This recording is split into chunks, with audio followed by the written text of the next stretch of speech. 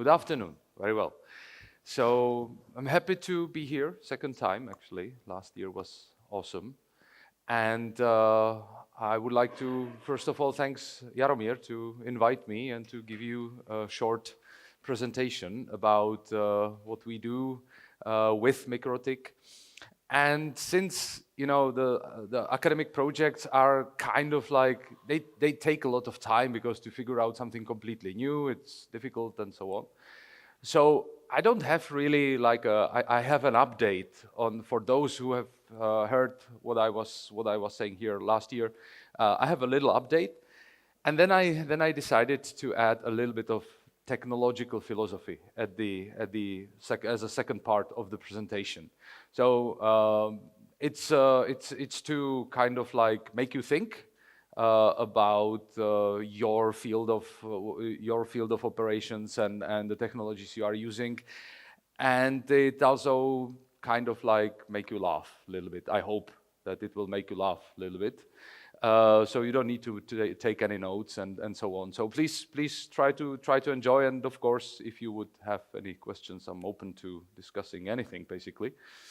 So first of all, the first part, some science projects I'm doing, but first I will try to introduce myself. I'm working as a researcher and assistant, or basically teaching at the Czech Technical University in Prague, teaching the communication, navigation, surveillance systems in aviation. Under that abbreviation, it's the radio navigation stuff which are on the ground and their interconnection and stuff like that. My side hobby is teaching physics, basically principles of lights and aircraft engines. We have always like focusing for a couple of years. There's always like window of 5 to 7, 10 years where we are focusing on few, in this case, in my case, 4 projects, which we are trying to solve somehow. And since unluckily the Czech say environment of education is not very let's say well paying, or how to put it, very rewarding from point of money, and everyone needs some to have some normal living. So I'm also programming, developing web applications and some let's say APIs and so on. So that's me, still flying. I'm also flying a lot. That's why it's connected. That's why I'm on Czech Technical University, flying aerobatics. That's how I know Jaromír. And what actually brought me to know something about MikroTik and to use MikroTik actually. So I have been doing events like World Championships and so on.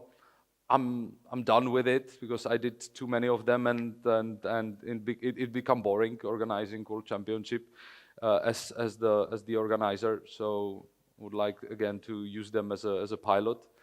But the projects we are doing basically, the scientific science development projects we are doing. Maybe you have heard that in aviation, and you will see later on some charts, we like in every area, technological area, we have a huge lack of personnel. Quality personnel, there is basically, like, it's extremely bad. There is missing people in every position in aviation right now. I believe you can translate it to your own situations. I know aviation mostly or almost only, so I will speak a lot about the aviation, but I'll try to make the parallels. So we are developing something which is called remote office, aircraft flight information service is the shortcut. There are already quite a lot, especially in the Nordic countries, quite a lot of something which is called remote tower, which is just an automated tower with remote connection to some centralized building, or building which have centralized service, and basically controlling 2-3 airports from that building where are people happy to go to work. So it's not in the middle of nowhere, somewhere where the airport is actually operated for 2-3 hours per day during the winter, because otherwise there is no light and there are no weather conditions. But that would mean that you would need to have person there and pay him, of course, accommodate him somehow, feed him, and you need a couple of them. So this is much cheaper, it's actually making it much cheaper. And we came to idea, let's do the same for small airports. Because also the small airports requires some kind of service with providing information, not actually controller, but still service providing information. And there are, in Czech Republic, there are 74 airports. Of 69 are small, like with a grass runway like this. So it's a pretty good customer base. But the operators of the airports are quite poor. Like there is like a huge lack of money to develop the airport itself, and not to like, okay, we will buy a few cameras and so on. So we try to do it in the most cheapest but functional way as possible. So this is the output. I've shown basically when the project was somewhere in the middle. Now the project is basically finished, and we are trying to add the features which were not possible when the project was in the early stage of development. So this is in Benešov, and it works. We are able to control the airport completely from Prague, actually, from Czech Technical University under Vyšehrad Castle. So and we were able to solve to fulfill the motivation. So we don't no need for qualified personnel. It's kind of there is a standard how the service should look like, and we think and we are trying to convince Czech authorities, aviation authorities, that we increased, or we are going to try to convince them that we increase the quality of the service. So this is the screenshot from 3 different cameras, but it's not in the same time. Obviously, the airplane is taking off. It's actually tow. There is a powered plane and there is a glider, and they are taking off. Okay, so in 3 different shots, and it's transmitted live. So a couple of cameras. Radio, remote meteo station, and so on, and everything on the tower. And it all goes through the MikroTik devices. It's connected with high redundancy and stuff like that to Prague. We are trying to use local ISP providers. There are no cables to the airport, so only Wi-Fi ISP providers. Impossible. On that specific place. So everything goes through 3 different 4G providers. Actually, there's not even 5G available. So it all goes through mobile networks. But thanks to the variability of MikroTik, it's balanced between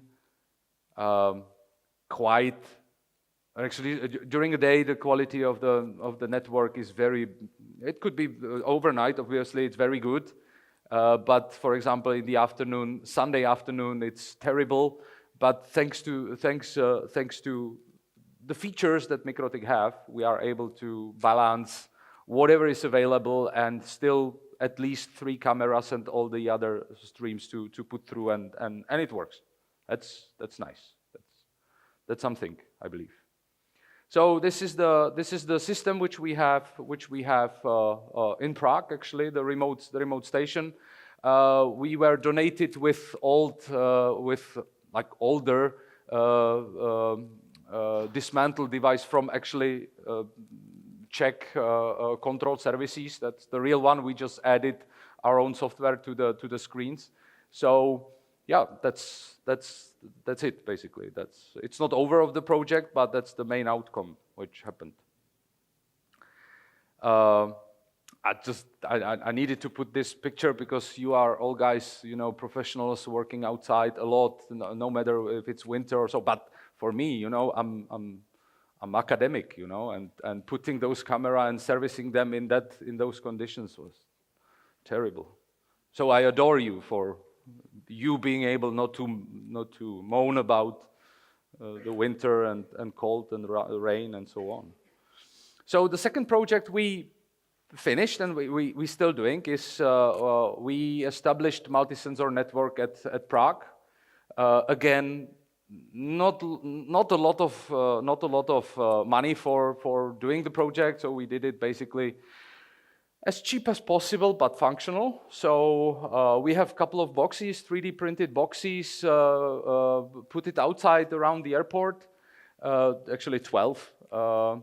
And we are sensing RSSI level, trying to get interference, GPS interference from nearby jammers around the airport, and also slow scanning of, using SDR radio, slow scanning of 0.5 to 2 gigahertz. The biggest issue is 5G network, actually, influencing the radio altimeters around the airports working on similar frequencies. And detecting position, trying to detect position. That's why we have so many sensors positioned around. That's my colleague servicing one of the boxes. And the boxes are basically Arduino MKRs, and the main box have Raspberry Pi, but all of them are equipped with a MikroTiks. Actually, the RBM 11G has been donated by Jaromír, actually. So thanks to him, we were able to finish it somehow. And we deployed it like this, 2 more places actually, that's one of the deployment. And this is one of the outputs, most probably, or what we were able to detect. This is caused by trucks passing by, stopping nearby the runway. There are logistical centers keeping the GPS jammers on, because they want to get rid of, because in Czech Republic we have SkyToll, right, to pay for the highways. So that's how they do it. Okay, that's not my problem. That's problem of police or whoever. My problem is that when they are driving with those jammers on close to the landing airplane, which is using GPS for approach, and because the airports are usually located close to the big cities and logistical centers, using those jammers close to landing airplanes is not very safe. So that's the motivation. That's the reason why we are doing it. And there is jamming, so non-intentional. Try to imagine what would happen if someone would do that intentionally. But we get to that quickly. So another project, the third project we do is we are trying to monitor and extract very interesting data by big data analysis from ADS-B. ADS-B is, let's say, every airplane nowadays, big airplane, jets basically, it's mandatory that they are sending position information about the current air conditions, meteo conditions they are in, and they are all broadcasting it everywhere. You know Flight Radar 24 probably, and so on. So yeah, that's fine. But Flight Radar is a big network. There is ADS-B Exchange and a few others. They are big networks, and they are in principle they are unable to get all the data that the sensors are providing. So we have a couple of our own, and we are trying to find a base for some other projects. Like, would you believe that those contrails, which you can see in the sky, are causing a little bit, but they are causing problems with the environment. They are covering the sky when it should not be, and they are causing not only that, this is not about the CO2 or stuff like that, but they are causing like shading of the ground, and they are increasing the greenhouse effect actually with that amount of traffic we have right now, by like almost 1% of the whole, like the addition to heat up of the planet that we are probably experiencing.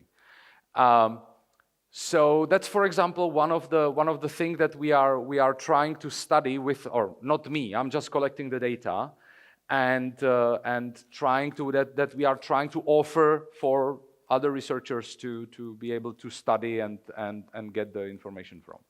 So again, all of those have MikroTik equipped basically, and there is a server with MikroTik router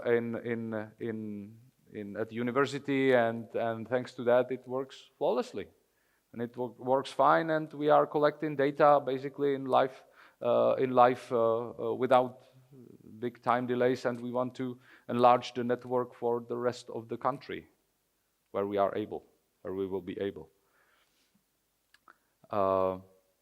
So a little bit about processing. Basically, I'm using Cassandra database and trying to do a lot of big data and also, fancy AI model to go through the data and find the relations which we have no idea that were there, and so on. My side project does anything nothing to do with the university from the point of like research, but I did since I was involved in organization of competition, I created a software for calculating the results which we in life basically, and again it was completely built. The hardware was completely built thanks to Jaromír on the MikroTik platform. So yeah, there is nothing new. It still works. And we did also in the past transmission of very high speed video from airplanes, and again built on basically MikroTik and so on. So this is just like recall what I said last year here. Okay. So just again, it was completely like self-built. Those are pictures from China where we use it before it was nice to travel to China, and that's kind of what we did. And MikroTik in the lunchbox here, the early tries of. And you see the beast on the right, professionally mounted with a duct tape in the very high performance aerobatic airplane, being able to pull and push actually 10 Gs, right? 10 Gs, and duct tape will fix everything. So that was the first part, and the second part, it's a kind of. If you take a look around, if you take a look around in your fields, how do you cope with your employees, people you are cooperating with, and how do they behave? What is their qualification, and so on? I believe it's very similar what I'm trying to the message that I'm trying to give here. But as I said, I only know aviation, so it's kind of fit to aviation. So I'm going to talk about communication, navigation, surveillance, which is basically the technology behind making aviation work, except the planes, but like the ground stuff, which is making it operational, making it work. So a first little quick intro. There are some regulators, and they are predicting through the United Nations that in 2050.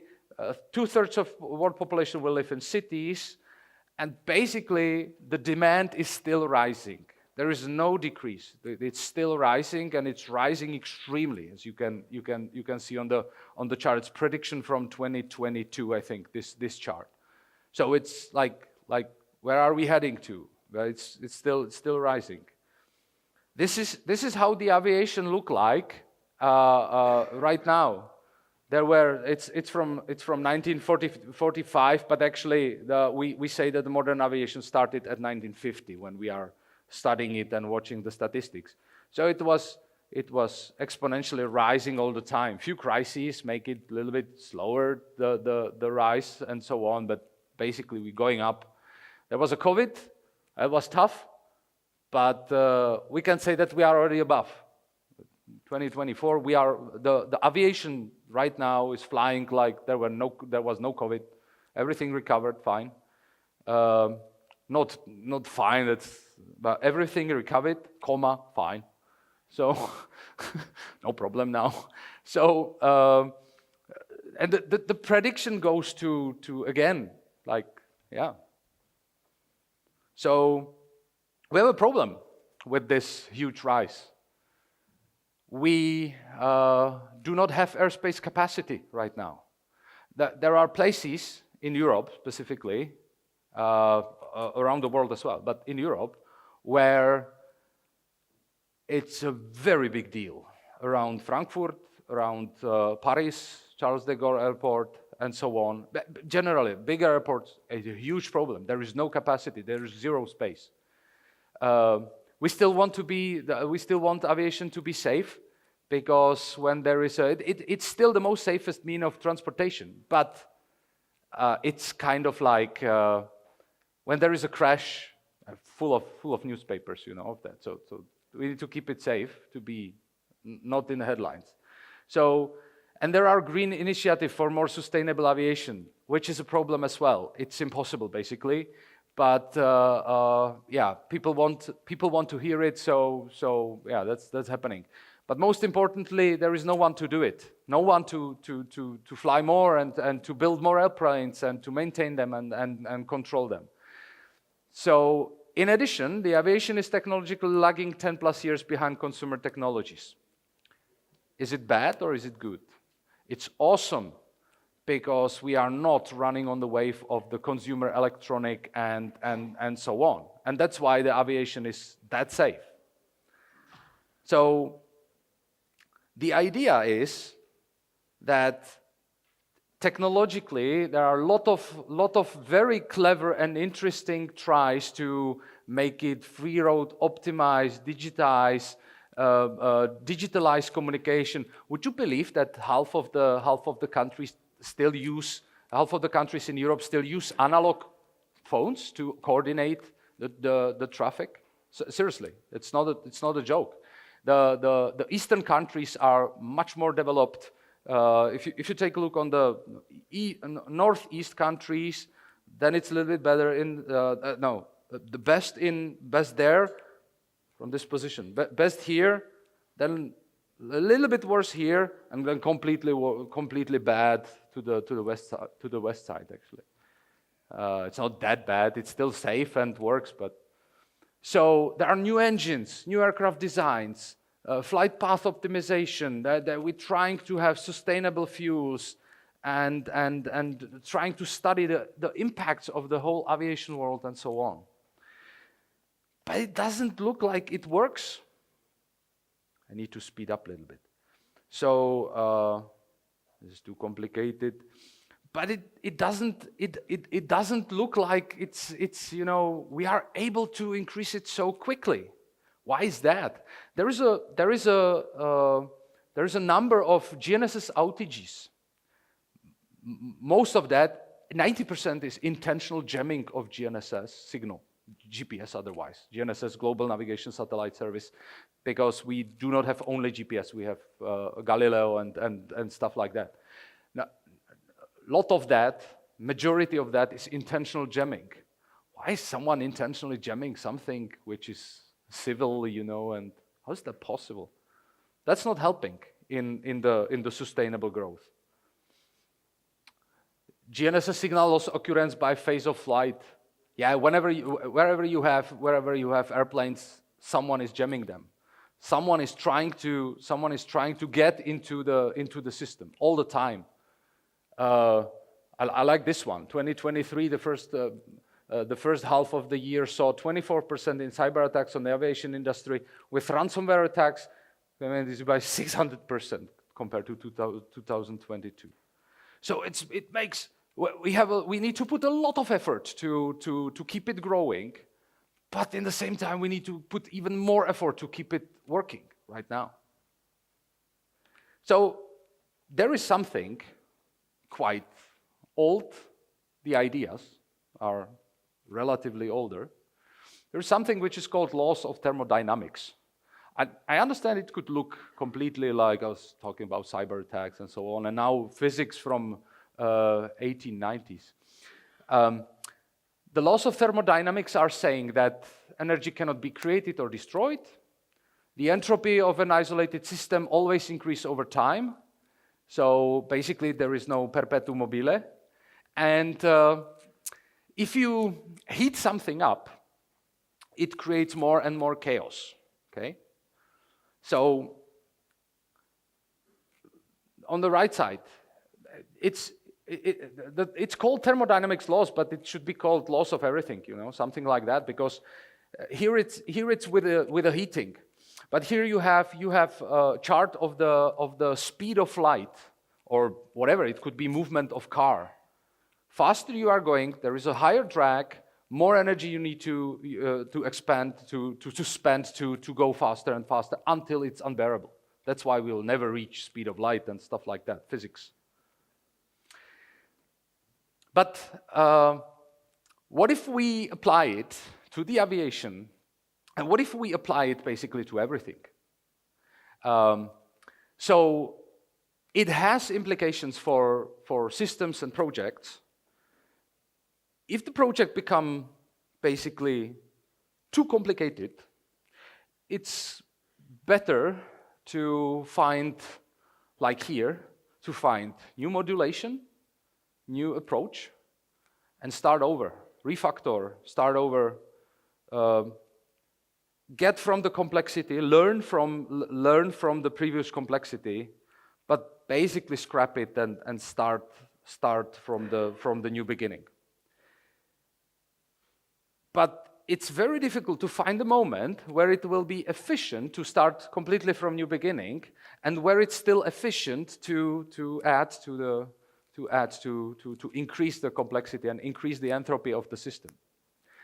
So I just want to say that not only sky is the limit, we can still increase bandwidth or change the modulation. That's kind of like my conclusion. But what I'm trying to say by this is, aren't we kind of like with that approach, especially, and we see it in aviation, and we're trying to figure out the stuff in aviation. But when you come back within your networks, within your systems, try to think about like completely different approaches to problems you are solving. I know it from my own experience. You spend hours by doing stuff, then you sleep it over. Next morning, okay, I didn't, or someone will give you a thought, and you will be able to transform it into completely different but working solution. So no worries. This is perfectly fine, and it's actually called thermodynamic laws. So I want you to leave with the idea, or with the thought that if you feel that everything is doomed, just sleep it over, and the next day you will find a good way, you will find the best way, and so on. It's not all lost. When I was on the way here, I was thinking like, people are doing very crazy things these days. They are grouping into very strange groups, trying to convince everyone else, which is not in the groups, that the Earth is not really round, and so on. I was thinking like, what about to create like a thermodynamic laws religion or something like that? I don't know, it's a joke, of course, but you see where it comes from. Thank you again, Yara. I hope it was not like too much academic for you, and it was not boring, and it really makes you think about whatever is your interest. And thank you very much, and hope to see you next year, perhaps with. And please, of course, if you have any questions, then I'm happy to. Thank you, Vladimir. Any questions? Yeah, we have one. Thank you.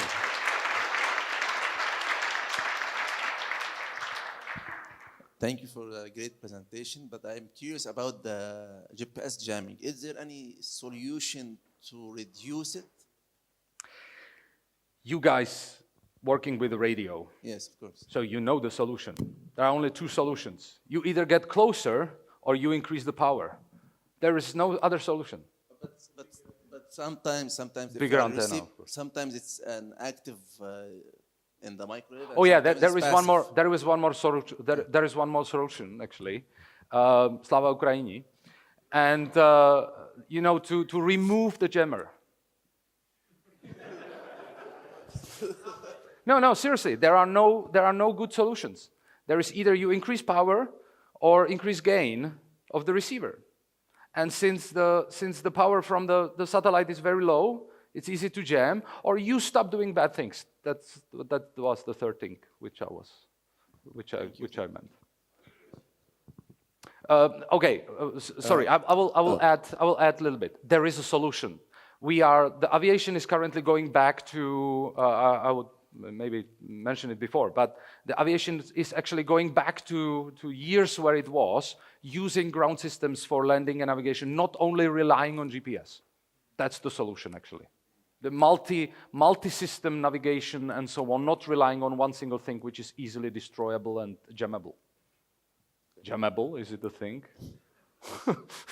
Okay. About the connections to the outside world, you told us you were only using like 3 providers, using a wireless network, like 4G, 5G.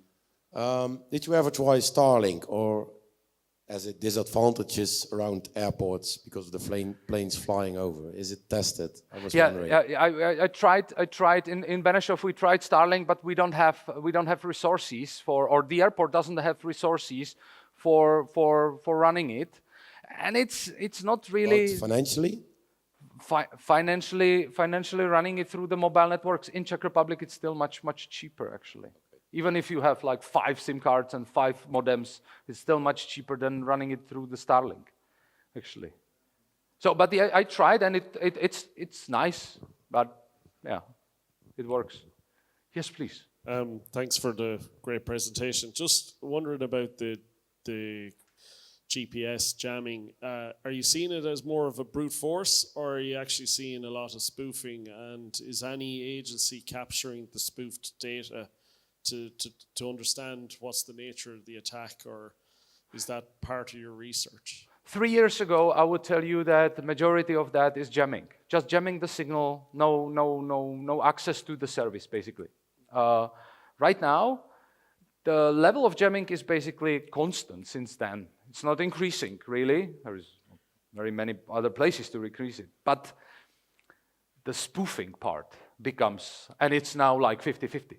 It's scary, actually, when you see how many airplanes are, sorry, by yourself. Look at the ADS-B Exchange or Flight Radar 24, and look at the south, the flights which are going from Dubai to Europe, basically, or from Qatar to Europe. You won't see them. They are jumping all around, and that's actually jamming, and the airports badly reporting their position. Jamming and spoofing, sorry. A lot of spoofing, actually. And so so when you say you're going to use multiple sensors, is it multiple GPS providers like Galileo, GLONASS, GPS? Yeah, and accelerometers, gyroscopes. Is that the type of stuff that you're looking at? Yeah, the airplanes are basically still relying since then the IMU systems, the systems with the gyroscopes and the laser gyroscope, very precise. It still works, but the problem is that it's making the airspace again. You cannot put so much airplanes into that area. So it's not allowing us. It is still safe. It's not that problem. But the problem is that you cannot put with that precision airplanes so close to each other. You need to make bigger gaps, which means lower capacity. Okay. That's the problem actually. So I would not be scared flying. Okay. Thank you. I am not scared flying, but the capacity is a problem. You will be queuing more at the airports. Okay, we have one more question. Okay. I'm just linking to the problem. Is this the problem that even smaller aircrafts can be easily equipped by a GPS module and reporting, but the gyroscope thing is much more expensive? Or no, the small airplanes are, first of all, what I'm talking about here is mostly commercial aviation. The small airplanes, they fly using something which we call VFR, Visual Flight Rules. So they either have to see the ground or they have to be equipped. And if it's not working, we don't see a rise of accidents or incidents in that area. because they are more relying on the visual flights, visual recognition of the ground and so on. And the bigger ones already have equipment to cope with. So that's not like a problem. That doesn't look like a problem. The problem is for the capacity and so on. And the second one I wanted to ask, are the officials in Czech Republic detecting or solving the problem with the transport GPS jamming just avoid the Everyone is trying to deal with it. Whole Europe actually is trying to deal with it. The providers of the service, they are spending a lot of time on trying to find solution. But the physics is the problem. There are no cheap solutions. So the only solution which is happening right now, again, Nordic states, I know that in Latvia, Lithuania, but also in Romania, don't know about any solutions, any stuff in Hungary, but I believe it's happening as well. They are basically refreshing the land-based navigation systems for safe landing of the airplane and so on. I don't want to speak about jamming from Russia and so on. I just wanted, you mentioned the trucks are equipped with the GPS jammer. Yes. If someone in Czech Republic is, for example, detecting these jammers in the cars. We do. We are the only one that I know of that we now there is a within the Czech Technical University there is another team who we are cooperating with, and they are detecting it on the highways, working actually with Ministry of Transportation. So we are doing it, but in academic level, because there was no accident yet. When there will be accident, there will be many people dealing with. Okay. So thank you very much. yeah. Other questions? One more? So what actually is the action? Like if you see that there is a GPS jammer, are you dispatching somebody to find this truck, or you just giving notice to aircraft that GPS is not working? We don't do anything right now. We can't. It's not allowed by the authority and by the regulations to tell the airplane that there is a problem, because it could have other consequences.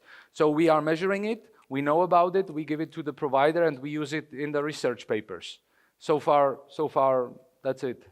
And one short one, is it helping that an aircraft antenna can point upwards to satellites, so like kind of more directional and isolated than on the ground? Yeah, but the strength of the GPS signal is easily jammable, even with antennas pointing straight up and so on. That's really technologically incredibly nice technology, but very vulnerable. That's the problem. I would be happy to talk with you and chat with you for another few hours, but obviously we have to Lunch. cut it, lunch it.